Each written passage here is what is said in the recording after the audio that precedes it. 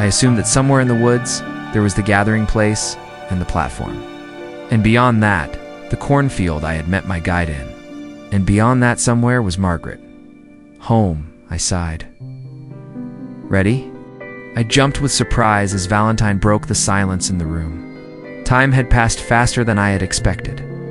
Come, follow me, friend.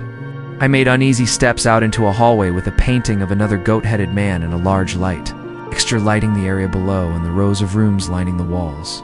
Here's the second floor, used for sleeping quarters for our members. The room you are staying in is the guest room. It is not used very often. It overlooks the entrance hall, which we will visit later. Is that you in the painting? I asked. No, that is the founder of the Circle, my great-grandfather, Ambrose Garrett Lombard. What a great man. I wish I could have known him in person. So he started the whole goat head tradition? I asked rhetorically.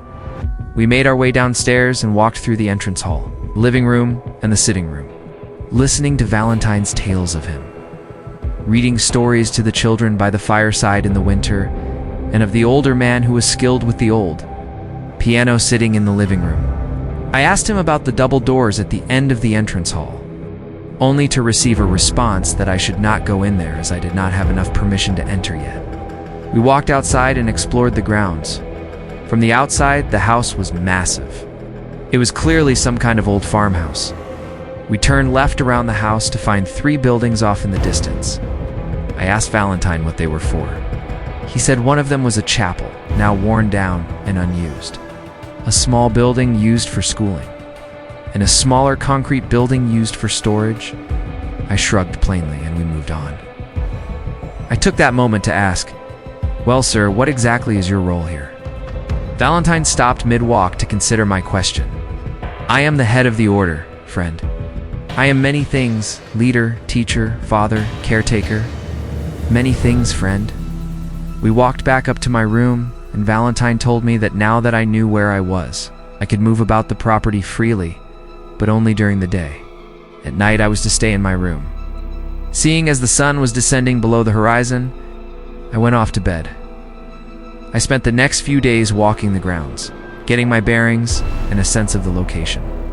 After speaking with some of the other followers of Valentine, I noticed a constant theme. They never broke eye contact, and they spoke in a very calm manner. Regardless of age, they would find a clever way to avoid any of my questions, specifically ones involving Valentine, the concrete building, or what happened in the Great Hall. Seeing that I would never find anything out from the members, I decided to investigate on my own, making my way out to the concrete structure, which was about the length of a football field from the house. I decided to carefully inspect it. The building had no windows and a single metal door with a large lock on the front. I was going to investigate it further.